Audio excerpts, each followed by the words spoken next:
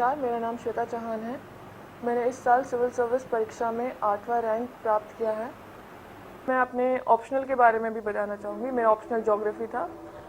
Geography के जो syllabus है वो इस तरीके से है कि ह्यूमैनिटीज़ और साइंस दोनों को ही अपीलिंग लगता है, तो इसलिए जो number of people who are taking geography have increased और सबसे ज़्यादा ज्योग्राफी में ही होते हैं।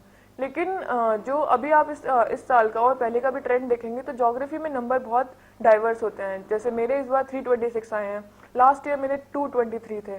तो इतना ज़्यादा जो डिफरेंस है वो कैसे आता है, वो मतलब आंसर्स में क्या डिफरेंट होता है कि किसी को इतने ज़्यादा नंबर मिल जाते हैं, किसी को कितने कम मिलते हैं।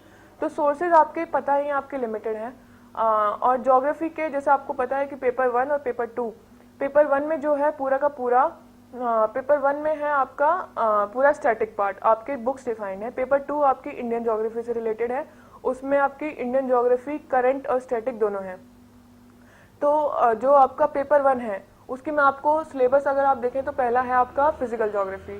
फिजिकल ज्योग्राफी में आपकी है जियोमॉर्फोलॉजी, ओशिनोग्राफी, क्लाइमेटोलॉजी, बायोज्योग्राफी और एनवायरमेंटल। तो जो फिजिकल ज्योग्राफी का जो जियोमॉर्फोलॉजी है वो आपको टॉपिक्स थोड़े अभी जो पूछे जा रहे हैं वो थोड़े डिफरेंट हैं पिछले साल से। वो अब इस बार ऐसे टॉपिक्स पूछे जा रहे हैं जो अभी तक नहीं पूछे गए हैं। तो पहले केवल फिजिकल ज्योग्राफी सविंदर सिंह जो आपकी है उससे काम चल जाता था, लेकिन अभी जियोमॉर्फोलॉजी जो सविंदर सिंह के है वो ज़रूरी हो गई है पढ़नी, क्योंकि उसमें सारे टॉपिक्स जैसे चैनल मॉर्फोलॉजी ये सब चीज़ें दी हुई हैं। तो मैं सजेस्ट करूंगी जियोमॉर्फोलॉजी के लिए आप डेडिकेटेड बुक पढ़े, जियोमॉर्फोलॉजी बाय सविंदर सिंह। उसमें आपको टॉपिक्स उसमें आप सिलेबस से टॉपिक्स देखिए कि क्या क्या है। आपको पूरी बुक नहीं पढ़नी है, केवल जो टॉपिक सिलेबस में दिए हैं उन्हें पढ़ लीजिए। अपने बुक में से या तो अंडरलाइन कर लीजिए या फिर आप उसके नोट्स बना लीजिए, उसको बार बार रिवाइज कीजिए, उसके साथ साथ उसमें डायग्राम भी प्रिपेयर कीजिए। फिर क्लाइमेटोलॉजी, ओशिनोग्राफी और बायोज्योग्राफी, एनवायरमेंटल, चारों आप physical geography bye Savinder Singh से पढ़ सकते हैं। इसमें आपको बेसिक पूरा मिल जाएगा। क्लाइमेटोलॉजी और ओशिनोग्राफी स्टैटिक है जो इस बुक से ही हो जाएगा। साथ में जो आपका ये एनवायरमेंटल और बायोज्योग्राफी है उसका बेसिक आपको सविंदर सिंह से मिल जाएगा, लेकिन जो उसका करंट है वो करंट आप जो अभी चल रहा है वर्ल्ड में उससे रिलेट करेंगे तो बेटर होगा। और उनको मतलब जैसे रिपोर्ट है यूनेस्को की, इन रिपोर्ट्स को आप एक बार देख ले कि क्या क्या नई रिपोर्ट्स हैं। अदरवाइज इतनी इंपॉर्टेंट नहीं है रिपोर्ट्स, लेकिन जो नया रिसेंट डेवलपमेंट चल रहे हैं एनवायरमेंट में जो आप जीएस में भी पढ़ेंगे उनको रिलेट करके चलिए। उसके बाद आता है ह्यूमन ज्योग्राफी। ह्यूमन ज्योग्राफी का जो फिलोसफिकल पार्ट है, एक तो आपकी बुक है आपकी माजिद हुसैन, दूसरी एक आपकी बुक है फिलोसफिकल पार्ट के लिए सुदीप्ता अधिकारी।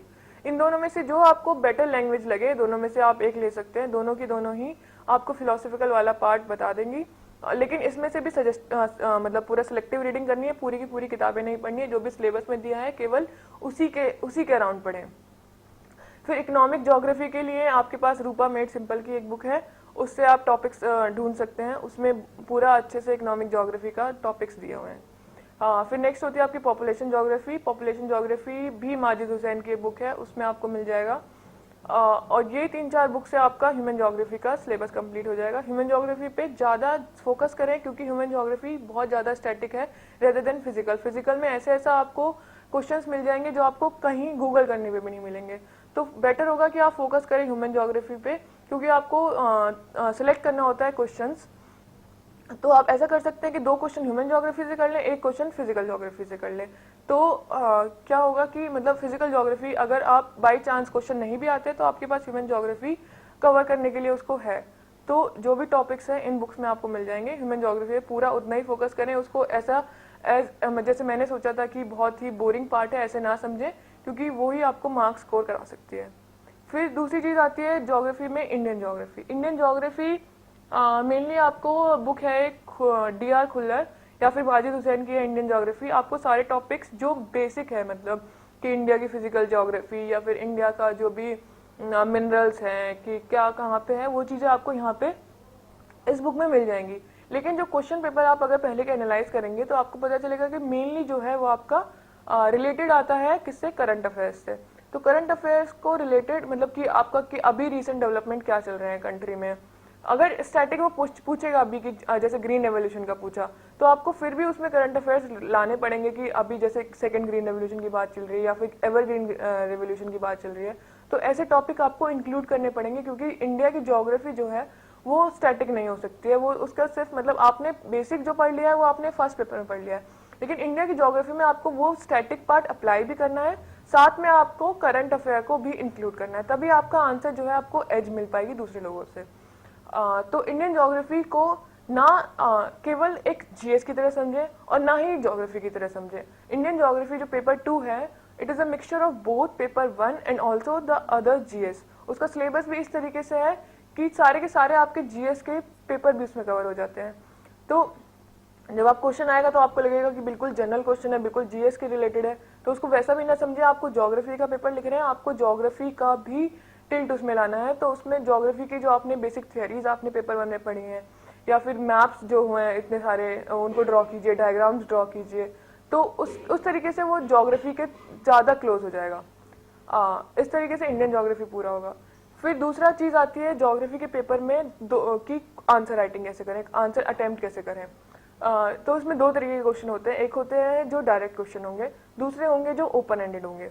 डायरेक्ट क्वेश्चन जैसे कि डिफरेंस बताइए आप ट्रॉपिकल साइक्लोन और टेम्परेट साइक्लोन में, तो इसको आपको सबको पता है कि क्या डिफरेंस है, सबने सेम सोर्सेज से पढ़ा है, लेकिन आपको डिफरेंस कैसे करना है, आपको कि ज़्यादा मार्क्स मिले, तो आप उसको थोड़ा अपीलिंग कर दीजिए। जैसे आपने बीच में लाइन ड्रॉ कर दी, इस एक तरफ ट्रॉपिकल साइक्लोन, एक तरफ टेम्परेट साइक्लोन, फिर उनके उसका डिफरेंस कैसे बताएंगे कि सोर्स ओरिजिनेशन से, फिर उनका डेवलपमेंट, फिर वो ख़त्म कैसे होती है। तो इस तरीके से जब आप चलेंगे मतलब उसका डिफरेंट मतलब थोड़ा कि आप एक जोग्राफर की तरह आप बताएं उसको डिफरेंस, फिर उसमें डायग्राम बनाएं। फिर जितने ज़्यादा डायग्राम हो सके, आपके हर टॉपिक के लिए आपके पास एक डायग्राम होना चाहिए। डायग्राम आपको बुक से मिलेंगे, डायग्राम आपको अपनी इमेजिनेशन से मिल सकते हैं कि कुछ चीज़ें कैसे डेवलप, एक फिनोमेना कैसे डेवलप होगी, उस तरीके से मिल सकते हैं। तो उन डायग्राम पे ज़्यादा फोकस करें और जितने ज़्यादा डायमेंशंस हो उसमें कवर कर ले कि मतलब कि उसको लगे, मतलब एग्जामिनर को ऐसा लगे कि you are a geographer, not only a student but also somebody who has got into geography। तो पूरा का पूरा मतलब ज्योग्राफी से बिल्कुल इन्वॉल्व होके ऐसे आंसर आपके पेपर 1 में या फिर जो डायरेक्ट आपसे पूछे जा रहे हैं ऐसा होना चाहिए। फिर जो ओपन एंडेड क्वेश्चंस हैं उसमें जैसे मैंने आपको बोला कि जैसे इंडियन ज्योग्राफी में ज़्यादातर ओपन एंडेड ही आते हैं, तो उसमें जितने ज़्यादा डायमेंशंस कवर हो सके उतने ज़्यादा डायमेंशंस कवर कीजिए, और उतना मतलब मैप ड्राइंग और कि उसके पॉजिटिव नेगेटिव, और जैसे कोई भी थियरी आपने पढ़ी है कि आपने पॉपुलेशन ज्योग्राफी की थियरी पेपर 1 में पढ़ ली थी, तो पॉपुलेशन ज्योग्राफी की थियरी आप इंडियन पॉपुलेशन में अप्लाई कर सकते हैं। इस तरीके से आपका डायमेंशंस बढ़ जाएंगे और आप मतलब आपका थोड़ा आंसर डिफरेंट हो जाएगा और वो थोड़ा ऐसा लगेगा कि आपने पढ़ाई की है और आपको मतलब बहुत नॉलेज है उसके बारे में। तो इसको मतलब एक अलग से उसको बनाने के लिए आपको ज़रूरी है कि आप एक तो ज्योग्राफी की जो थियरीज हैं और जो भी फिलोसफीज हैं उनको अप्लाई करें, साथ में करंट पे अप्लाई करें ओपन एंडेड क्वेश्चंस के लिए, और डायग्राम और मैप सबसे ज़्यादा ज़रूरी है। फिर तीसरा क्वेश्चन आते हैं जो मैप ड्राइंग के लिए। मैप ड्राइंग की प्रैक्टिस आप पिछले साल के जो क्वेश्चन पेपर्स हैं 20 साल के, जितने भी उन्होंने आपसे एरियाज पूछे हैं, आप अगर उनको अप्लाई करने लगेंगे, उनको पॉइंट करने लगेंगे, तो आपको पता चल जाएगा कि किस एरिया से ज़्यादातर क्वेश्चन पूछे जाते हैं। तो जैसे मेनली एरियाज होते हैं कि कोई एरिया हिस्टोरिकल इंपॉर्टेंस हुआ, कोई नेशनल पार्क का इंपॉर्टेंस हुआ, कोई मतलब जैसे एनवायरमेंटल से रिलेटेड कोई मतलब ऐसे कोई भी एरिया इंपॉर्टेंट कि मिनरल रिच रिसोर्स है यहाँ पे, तो उस एरिया पे आप मतलब उसको एनालाइज कीजिए कि कैसे इंपॉर्टेंट है, फिर उसको मार्किंग करने की प्रैक्टिस कीजिए। तो आपको मतलब प्रैक्टिस होती रहेगी धीरे धीरे। डेली एक लिस्ट बना लीजिए कि आप इतने पॉइंट आपको प्रैक्टिस करने हैं, फिर उसके बाद मतलब उनको पॉइंट करने की प्रैक्टिस कीजिए कि डेली दो दो तीन तीन प्रैक्टिस कर लीजिए, तो आराम से आपका वो प्रिपेयर हो जा रहेगा। मैप भी, मैप 20 नंबर का होता है, तो ये ज़रूरी है कि आप साइड बाय साइड ये भी प्रिपेयर करते रहें। और एटलस, इसके लिए एक ऑक्सफोर्ड के एक एटलस है ब्लैक्समैन, तो वो आप वो ले सकते हैं। उसमें आपको मतलब अच्छे से सारे जो भी प्लेसेस हैं आपको पॉइंटेड मिल जाएंगे, उसी से प्रैक्टिस करें और डेली 2-3 प्रैक्टिस कर लें।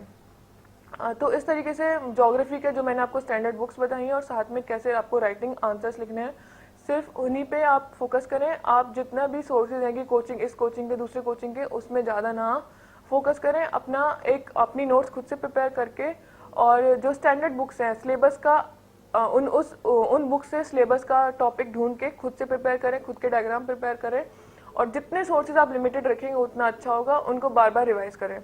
तो आपके लिए वो बेटर होगा। इस तरीके से आपका जो मेरा ज्योग्राफी जैसे ऑप्शनल सब्जेक्ट था, तो मतलब इस स्ट्रेटेजी से आपको हेल्प मिल सकती है।